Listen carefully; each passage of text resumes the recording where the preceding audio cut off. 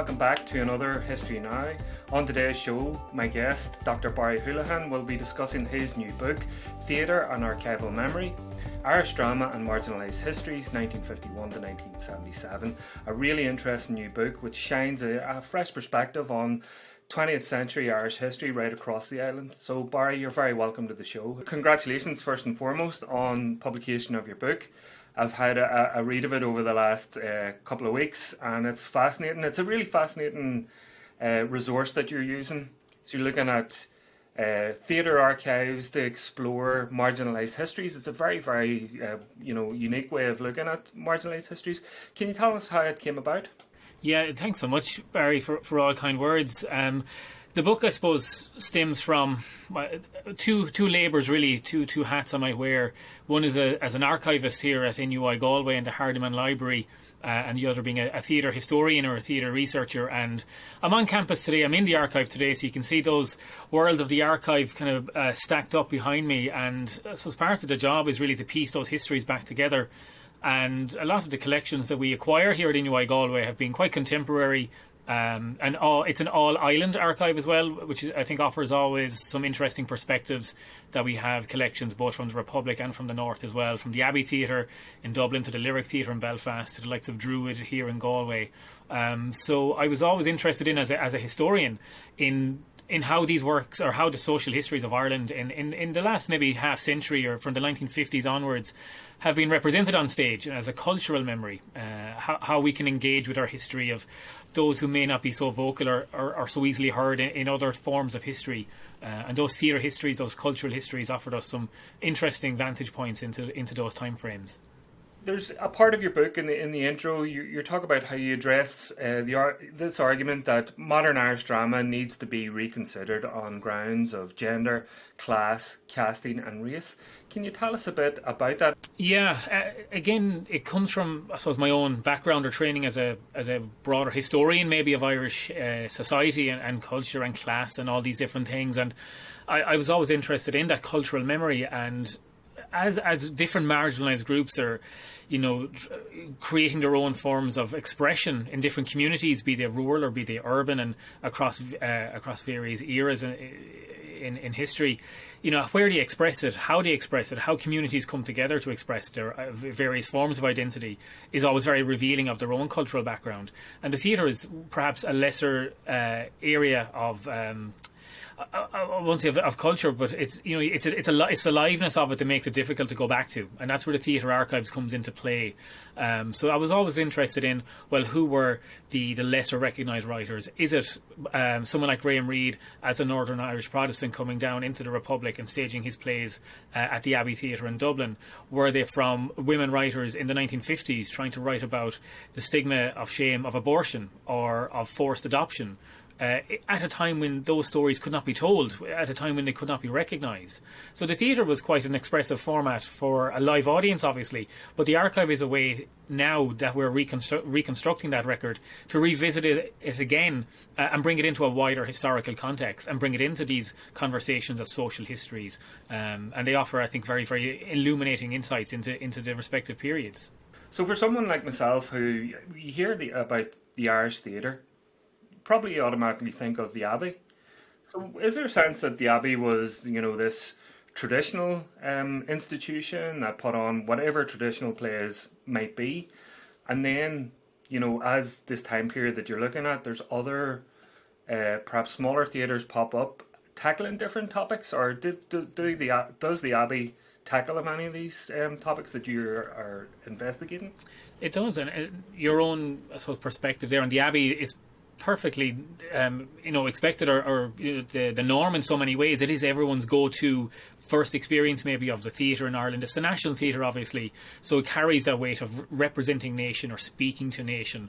And it predated the foundation of the state, but it's built on yet a pushing back against censorship as well. From the riots at the Playboy the Western World right up to present day, it still is pushing boundaries in certain ways, but yet particularly when I look at in the book is the period of the 1950s onwards, and it was obviously a very socially constrictive time in so many ways, and there's great censorship in Ireland in terms of literature and other forms of writing and publishing in the 1950s and 60s. There was no official censorship of the theatre, so it's this outlier in the Irish culture of the mid and latter 20th century, and it shows. It was chosen by a number of I suppose, emerging groups of artists as a means to bypass those censorship laws and speak out and give voice to those marginalised perspectives through class, through gender and otherwise. So the Abbey, yes, is a very important place, and certain people, which I discuss in the book, do very interesting things there. It's quite a monolith as well. I think the Lyric Theatre in Belfast is hugely important as well, a hugely significant theatre for what it did as well during that time.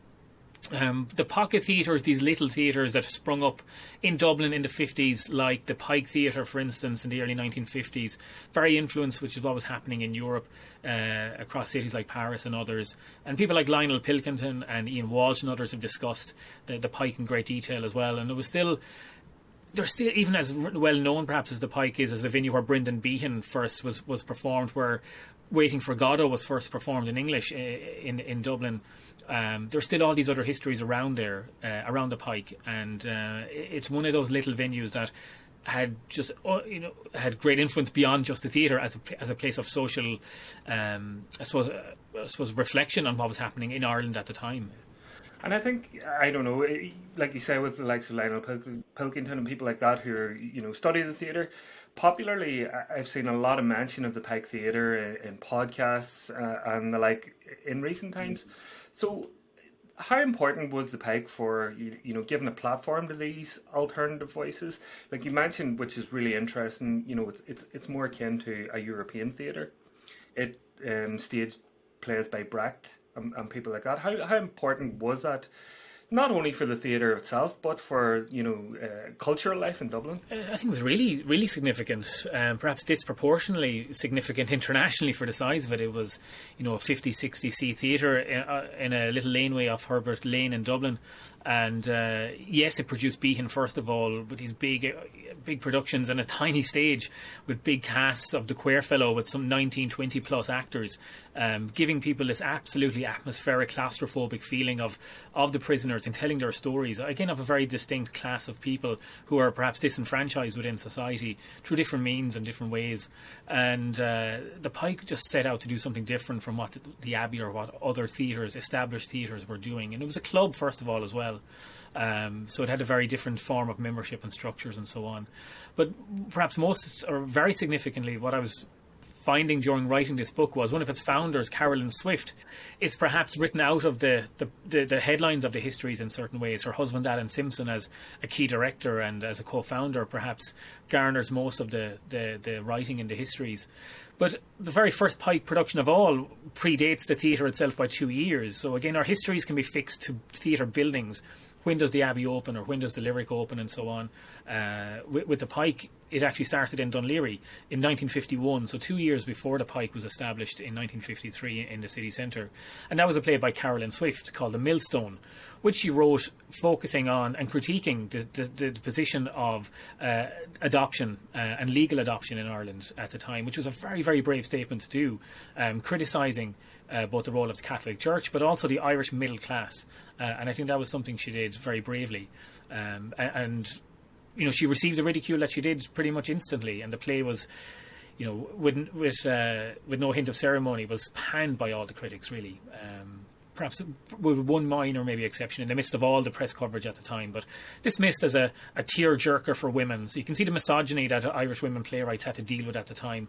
Even though it was a play that dealt with social issues for the whole country, it was dismissed really from the theatre at the time and in perhaps all theatre history since. Yeah. And on the subject of Millstone, Carolyn Swift actually was in the play. Because I know from your book, there was a lot of misogyny directed at her. Not only the subject matter of the play was not the case, but she plays the character of the adopted schoolgirl herself. So there's a sense of sexualization again, and this sense of women on stage as objects, and she's dismissed really as the playwright. And in the press review, she's labelled as Alan Simpson's wife, the director's wife. This is the sense of as a dutiful husband, he's presenting his wife's play. where in a sense she's a hugely significant writer, play editor, literary editor, and a de facto literary manager for this Pike Theatre over many years. And again, as her own archive here at Inuit Galway shows, that when the likes of Brendan Behan and the Queer Fellow was being produced for the first time, and arguably bringing a hugely important new voice into Irish theatre in the form of Brendan Behan, it was Carolyn Swift who shaped that work as well, and she worked on that, she adapted it. And these are hopefully histories that have been marginalised for, since the 1950s really, but again through the archives can become accessible and known to the public again. What was the reaction of the press to these newer theatres that were popping up in that time? There was a sense of excitement around it. I think there was a sense of curiosity as well. And the Pike did something that no other theatre was really doing. That was doing late night cabaret, late night reviews. That were these kind of wild, raucous nights. The Dubliners would have played in there a little bit. Other musicians. It was a kind of a mix of between theatre, political satire of the day, music, and it was a club atmosphere really going on. And the press bought into that to a certain extent when it was in the Pike, when it was established in 1953. And then when things like Waiting for Godot first happens, there's a bit of a stunned, almost silence reaction as to what's happening. But the reputation of the Pike, preceded itself in some ways, and by later in the decade, later in the 1950s, it of course succumbs to official censorship in the form of the church reaction against supposed presence of contraception and condoms on stage in its production of Tennessee Williams' The Rose Tattoo, as part of the first Dublin Theatre Festival in 1957, and that begins the breakdown of the Pike as a theatre, when Alan Simpson, as the play's director, brought up into court on charges of indecency. Now, the charges were eventually struck out, but not before a long legal battle, and lengthy legal battle that bankrupted the theatre, bankrupted the family, and the theatre never really recovered after that. So its own history was never far from the newspaper headlines, and it was a place people gravitated to. Late in the night, pubs may have been closing, and the Pike was another cultural outlet. You've mentioned there are some of the things that went on in the Pike, but I want to follow that up to talk about the Pyke Follies. We think of the 1950s as this sort of very monotone, grey, austere period, but in the Pike you seem to have, cultures combining and something new and exciting coming out of it. Could you tell us a bit about that? And yet they did satirise that immigration of the human capital of transport through the Windrush, so they did reflect on the loss and I suppose the impact psychologically of the new immigrant generation into the UK through those artworks as well, and in some ways reflecting on the Irish experience of that immigrant journey towards the Caribbean as well. So it was a very, very interesting time, expression and outlook, and it did come in the form of a new generation of artists that came together at the Pike. And there was a network around Dublin at the time, the Globe Theatre, the Lantern Theatre, the Focus, throughout the 50s and 60s. So there was a sense of these pocket theatres doing something new and exciting. But the Late Night Follies at the Pike was perhaps the greatest expression of all that. And these skits, these sketches that people like Carolyn Swift and others produced at the Pike were full of satire about not just Irish politics, but very much international politics as well, from everything from legislation being passed in the Irish Dáil to the Suez Crisis in the 1950s. So this was Ireland culturally, politically and economically looking outward as well, and I suppose setting itself on a platform that, yes, culturally and artistically Ireland is looking outward, and it's not just about an insular, I suppose culturally censored society in terms of literature circulating, and there was great strictures around literature circulating, and in saying that, there was ways to get around that censorship as well. But in the Pike as a club, they could do these things, and the Follies was a different form of doing it, and it was some way rebelling against Irish drama as a textual, literary, staid, conservative institution, and it brought in a lot of international artists. The Windrush generation into the UK is represented by various follies, as they were called in the 1950s at the Pike, where Caribbean artists like Othmar, Remy, Arthur, Chloe Dupont and others came in and hosted these Caribbean Céilís, as they were called, which can only have been a wonderful experience in that tiny Pike theatre, where they had Irish traditional music being played alongside Caribbean music and artists from Trinidad and Tobago, and yet they did satirise that immigration of the human capital of transport through the Windrush, so they did reflect on the loss and I suppose the impact psychologically of the new immigrant generation into the UK through those artworks as well, and in some ways reflecting on the Irish experience of that immigrant journey towards the Caribbean as well. So it's a very, very interesting time. And as I was reading that, I'm thinking about, writings of John Ryan and Tony Cronin, and they're all talking about this underground sort of bohemian thing, with the likes of Bain, with J.P. Dunleavy, in the catacombs. So it kind of fits in and gives you an alternative look of, Dublin society in that period. I mean, there really was. I think a generation came together. And again, I think when there is that much social pressure of conservative Catholicism and everything else going on, there has to be that, again, as I say, that expressional output has to come out somewhere. And in John Ryan's book about Dublin of the 1950s, you get a real sense of that. I mean, he's a really key figure as well who kind of overlaps the theatre, the literary and the artistic set. You still have the characters of Kavanagh in the pubs in Dublin and Behan as well, and Dunleavy. But again, with new media came new opportunities and new forms of art being produced. So, I mean, television was a big form to play there as well. In the 1960s, you've RT being established. And there was a movement, even from Alan Simpson and Carolyn Swift, both moving into work in television and film in various ways, particularly television in the form of Carolyn Swift. But others like Lydia Doolin, who also worked at RT, Hilton Edwards at the Gate, Micheál MacLiamore worked in television, and there was ways to, I think, showcase that a new Irish generation was seeking to do new things and represent the country culturally, or perhaps even explore that Irish psyche in new ways as well. So you've mentioned that generation of Irish playwrights and theatre managers. Into this mix, perhaps a little bit later on, you have Graham Reid, who you spoke about earlier. Could you tell us a bit about him and coming down to the Abbey? Maybe a bit about his background, because I think people will know his Billy plays and things like that there. But could you tell us about what he brought to the Abbey? Reid is, and I suppose his play The Death of Humpty Dumpty in 1979 was, I think, a really interesting example. And as you mentioned earlier, people like Conal Parr's book about the myth of Ulster Protestantism in Irish culture, or in Northern Irish culture and theatre, is one of those really foundational books that opens up a lot of these discussions, and Lionel Pilkington as well has examined them. And Reid's play was already programmed at the Abbey, and it went on in the Peacock stage, the experimental stage, or the studio space at the Abbey.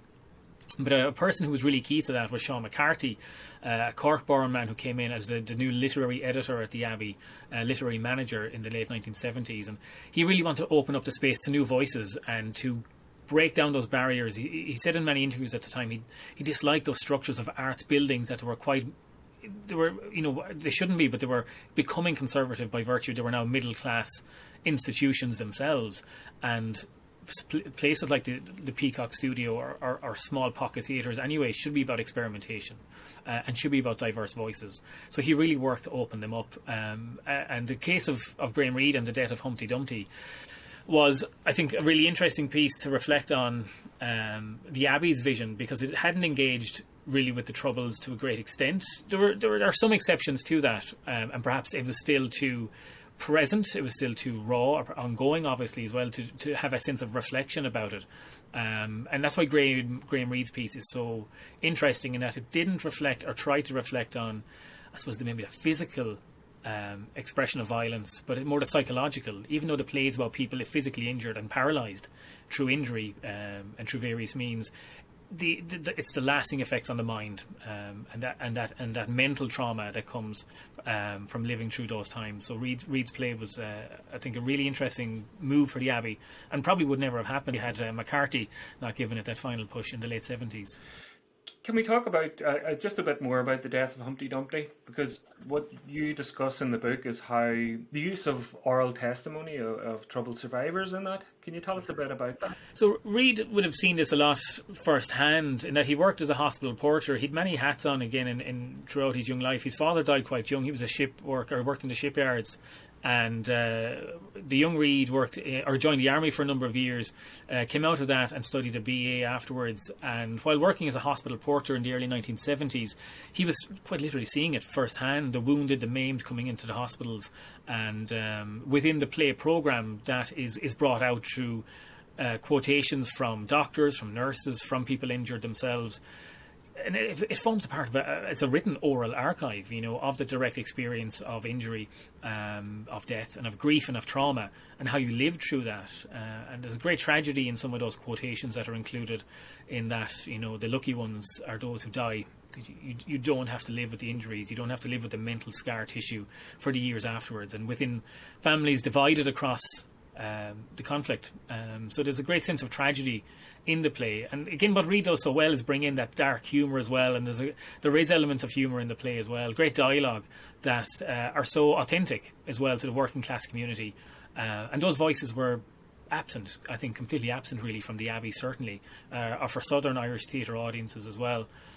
So I think Reid's play did I think a great justice to getting these voices heard, and it's those types of marginalised oral histories and marginalised histories itself that through the archive we can bring back. We have a full oral recording of the production, so we can at least listen back to it and get a sense of that liveness of what it was like back in the late 1970s. And do you get any sense of what, because as you said, the Troubles are still ongoing, you had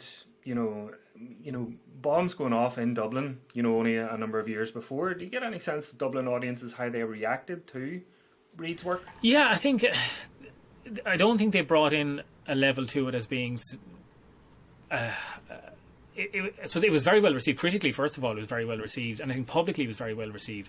So I don't think they saw it as in Dublin audiences saw it as a commentary on what had been happening through bombings in Dublin and so on. I think it was refreshing almost to hear a lived experience through the Troubles, because otherwise you're just feeding off the media reports that were coming down anyway. So this was a way to perhaps get a clear vantage point into a more honest perspective as well, from a working class perspective.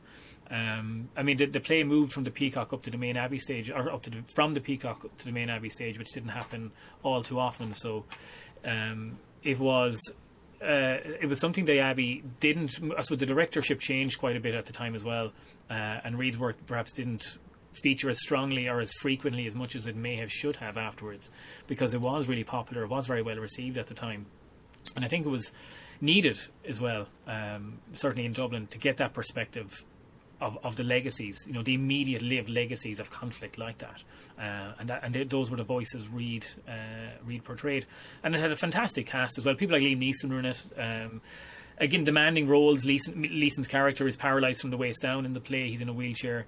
There's another Clive Geraghty, cast member, plays a character paralysed from the neck down, and these two characters have different perspectives in terms of professional background in the play as well. They come from quite different sides of things in terms of class, but I think Reid's dialogue is what brings the play really to life. Despite the limited action of what such a play can bring, it's still just exploring what people lived with afterwards, and continue obviously to still do many years and decades later. You look at plays right across the island. Of course, you mentioned the Lyric here in Belfast as well. Tackled these topics. We looked at adoption, but looking at abortion, contraception, euthanasia, really controversial topics no matter what side of the border you're on. I know that's a broad sort of stroke here at this point, but can you give us a couple of examples of plays that tackle these issues? Yeah. That was something that struck me. I think was just how political and how, I suppose, reflective of the immediate years these plays at the time were looking at. It wasn't something I sought out. It is part of cultural political memory is an area I'm interested in as a historian, but the plays jumped out at me just on their own merits. As at the time they must have raised a few eyebrows, or at least challenged the authorities in different ways. And it was very much on an all-island, I suppose, experience and platform as well. Back at the Lyric in the late 1970s, not long after Reid's play was on in Dublin, Brian Clark had a play on at the Lyric called Whose Life Is It Anyway, which again tackled about the question of euthanasia. I mean, that play was hugely well received in London in 1978 when it was put on. But again, that question of who controls life, really, who has the authority to say, I'm going to step outside of this bleakness of the troubles or the conflict. And euthanasia was considered, within these plays as, is there some logistical reason as to why people should retain autonomy over their own life. And of course that links back to the questions of abortion as well. But what happened in the middle of all that decade of the 70s was in 1975 a 4-page pamphlet was issued by the Catholic bishops in Dublin, which was about the right to life, life in political conflict as well. So it references what was happening in the north. An event was held at the Royal College of Physicians in Dublin, so about 1975 and 6, I think, not shortly after the pamphlets were published. And it was pretty much a conservative audience, even though it was held at the College of Physicians. Some journalists found out about the event and he got in and reported on it, described it as an audience of clergy and conservatives debating issues like abortion and euthanasia. So we see culturally these issues being debated and written about at places like the Lyric and at the Abbey as well, of course. So it was a time of, I suppose, battling against these orthodoxies. The things like the contraception train was happening again between Dublin and Belfast as well with feminist activists. So these are all the political stories that tie into these issues of the cultural memory as well. And people like Edna O'Brien was no different. And her play A Pagan Place, she adapted her own novel of the same name at the Abbey in 1977. Again, a play that looks at rape within the family and abortion and suicide, and how one can stem from the other depending on the personal family experience. And it's quite a dark play. It's very, very bleak at times, where the threat of rape is constantly hanging over the young female characters in the play, all from within the family. So these are personal family traumas that simply are never spoken about. And when they did try to be put on at plays like Edna O'Brien's A Pagan Place, critically, that play got destroyed, and Edna O'Brien quite personally did as well. And she still carried the stigma of being a banned, censored writer herself since The Country Girls was banned in the early 60s.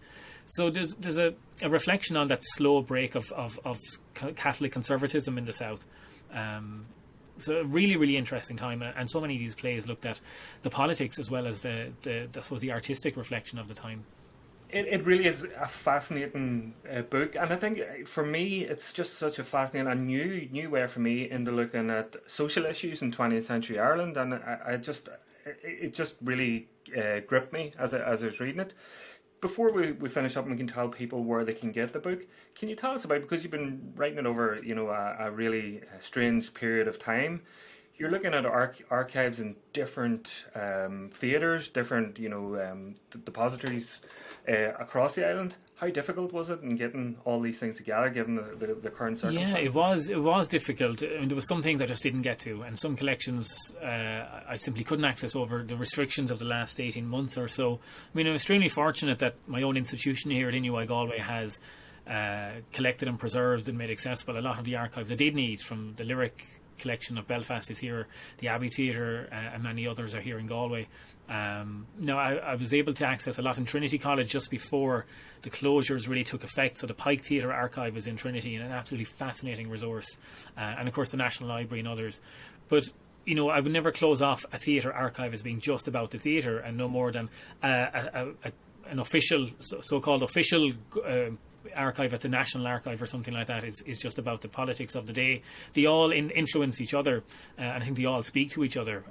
So again, while I could have written many other sections, it was perhaps maybe a blessing in disguise that I was able to stay a bit more focused on the material I did have. But again, through things like digitisation and online access, there is greater access to a lot of the collections now going on nationally and internationally as well. So it perhaps feeds some thoughts for future work as well, those things I wasn't able to get at, and hopefully will be able to again. So where can you tell our viewers the name of the book again and where they can get it? Yeah, so the book is called Theatre and Archival Memory, Irish Drama and Marginalised Histories, from 1951 to 1977. Dr. Barry Houlihan, thank you very much for joining me today.